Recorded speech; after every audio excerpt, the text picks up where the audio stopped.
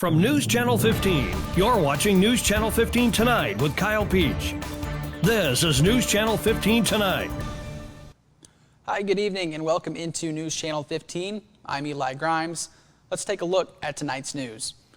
WFIW reports Ryan Isaacs, age 38 of Mount Vernon, waived a jury trial Tuesday in Wayne County Circuit Court and entered a guilty plea to a Class A misdemeanor charge of attempting to unlawfully defraud a drug test.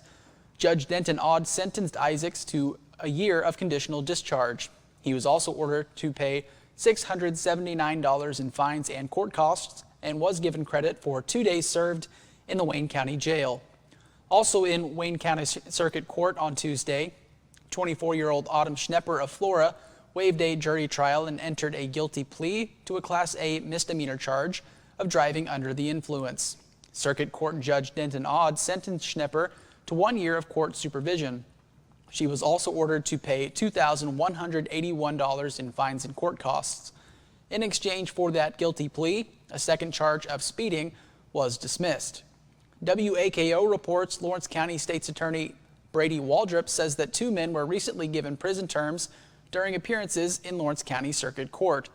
38-year-old Dean Clay of Robinson was charged with aggravated unlawful possession of a stolen vehicle and a Class 1 Illinois felony, and was sentenced to 5 years in the Illinois Department of Corrections, to be followed by 1 year of mandatory supervised release.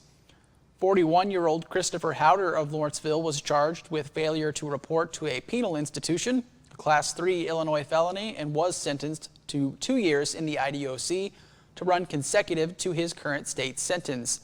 The sentences will be followed by 6 months of mandatory supervised release. WMCL reports two men and a juvenile, all from Carbondale, have been charged with aggravated unlawful use of a weapon after a loaded gun was found in a vehicle stopped for a traffic violation in the 300 block of East Oak Street in Carbondale on Tuesday morning.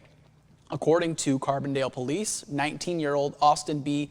Dedeker and 20-year-old Julius J. Word were lodged in the Jackson County Jail pending detention hearings after conferring with the Jackson County State's Attorney's Office. The 15-year-old juvenile was released to his parent. Anyone with information about that incident should call Carbondale Police at 618-549-2121. Out of White County now, on May 13th, the Carmi Township put out the 25-26 township and road budget for the fiscal year. According to law, the budget is to be publicly available for 30 days, and it was not posted on the township website until Wednesday afternoon. On June 11th, the board members approved that budget. Mike Baxley was absent and Tim Skates participated by phone. In the new budget, the total, which is $510,900, is down by just under $20,000 from last year. Within that, the board agreed to raise funding for the town by just under $11,000, cemetery funds by just over $15,000, an audit by $500, and insurance by $5,000. They lowered the general assistance fund by just under $19,000 and IMRF by $33,000. The road budget was also reduced in total by some $32,000, bringing that overall amount to $640,000. At Tuesday night's meeting, she explained that TOIRMA will not cover the cost of a new roof due to the result being from wear and tear. The board approved a motion to seek sealed bids for roof specs from companies. Bills were approved with one slight hiccup. A bill from S&E for $133 was mailed to the board with no items or explanation showing what the bill was for. The board encountered a somewhat similar problem in the May meeting when they received a personal bill from O'Reilly's that was supposed to be charged to the Highway Commissioner Chris McEwing, who had taken care of the matter. Supervisor Pam Deeg said that she called about the bill and was told that it was the norm. McEwing stated that the personal account had been deleted from O'Reilly's and the S&E bill will be reviewed. Moving along with McEwing, he updated his reports to indicate that the Sycamore project was 95% complete. Then, around June 30th, the road department will begin milling roads at Burrell Woods Road, the four-way at Sycamore to 1700 North, 700 East, 1500 North to 1700 North, Route 1 to 875 East, and past Kingdom Cemetery. In new business, McEwing denied the request for a credit card for the road district. Lastly, the General and Emergency Assistance Fund for May totaled some $5,919.82, with all 32 sign-ins being from the city of Carmi. The next Carmi Township meeting will be on July 8th at 6 p.m. Moving on to City Council news, a brief but packed meeting Monday night saw Grayville city leaders confront a range of civic concerns, from cannabis use at the city pool to the challenges of apartments in the business district. The meeting, which lasted roughly 30 minutes, included several key votes and a lively discussion. Mayor Travis Thompson and city commissioners opened the meeting by commending city workers for their response to the June 2nd water line break, which took approximately 30 hours to repair. Notably, the situation was resolved without the need for a boil order. The topic of apartments in the business district sparked discussion. Those specific concerns were left largely unspoken. Issues alluded to included multiple families residing in units designed for single occupancy and limited parking availability. With the need for clarity, the council tabled the matter to allow City Attorney Jay Walden time to review current ordinances and determine potential next steps. Police Chief Mason Siegel requested that the city craft a local ordinance to help law enforcement better address public cannabis use, especially near minors and in public spaces. Quote, "Recently, we had an issue with cannabis use at the city pool," Siegel told the council. "The Smoke-Free Illinois Act restricts smoking near building entrances, but when it comes to cannabis use near children or in public view, the state law is vague and there's no clear penalty listed," end quote. Siegel noted that other cities, including Carmi, are using local ordinances to manage similar issues. Commissioners unanimously agreed to authorize City Attorney Walden to begin drafting an ordinance tailored to Grayville's needs. The council also approved $13,310 in motor fuel tax funds for a ditch repair project between 1st Street and Route 1. A separate water main replacement project saw a change order approved in the amount of $8,130. Street Commissioner Chris James also met with residents during the meeting to address specific roadway concerns. In other business, the council approved a request from the VFW to solicit donations for Flag Day on Saturday. Commissioner Don Baldwin said he would speak to city workers about ensuring that septic tank contractors do not use the city's sewer system for disposal. The city also announced Tuesday that a long-awaited sidewalk replacement project is now in progress. The work is being done on both the north and south sides of East North Street between Court and Main Streets. Temporary access issues are expected, particularly while concrete cures, which will restrict the use of front entrances to nearby buildings. The next regular Grayville City Council meeting is scheduled for June 23rd.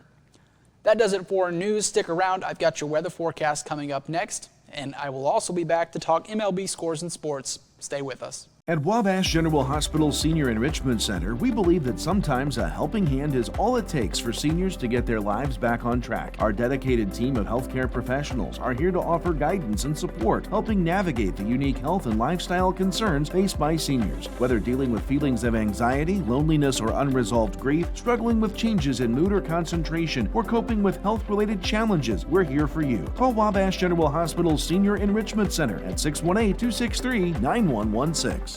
Get employee pricing at Steve Faulkner Automotive. Get a 2024 Bronco up to $10,500 off. And get a new 2024 F-150 up to $10,900 off. See them all at SteveFaulknerAutomotive.com. Splash into savings at Steve Faulkner Automotive. Get a 2025 Ram 1500 with payments as low as $456 a month, or a 2024 Dodge Hornet for only $278 a month. Come in for yours today and go to SteveFaulknerAutomotive.com. Welcome back. Let's talk your weather forecast. Nothing to really speak of on our radar, but that will quickly change as we approach Friday morning. Let's go ahead and move into your almanac for today. We saw a high of 86 degrees and a low of 64. No precip again just yet. Your normal and records are there on the screen. Nowhere near those, or records rather, nowhere near the records today. As we put our forecast map in motion, again, you can see rain start to develop out to our west and scattered in nature. It will be until the early hours on Friday morning. You can see a lot of those showers pull in and out of our region, and that will develop quickly into those thunderstorm chances that won't move out of our area until about midnight on Friday, or Saturday morning rather. And over the weekend, those shower chances are going to continue, but it does seem like Friday night will be the best chance for those thunderstorms. As we move into your lows on Friday morning, it's going to range from the high 60s, 67, way up there in Vandalia, and down in our region, 70 degrees. And again, those shower and thunderstorm chances will be scattered in nature until about Friday night. So 70 degrees for most of our region. Moving into Friday, the highs on Friday are going to range from, again, the high 70 mark to the low 80 mark. The hot spot there, 83 in Mount Carmel and Carmi, as well as McLeansboro.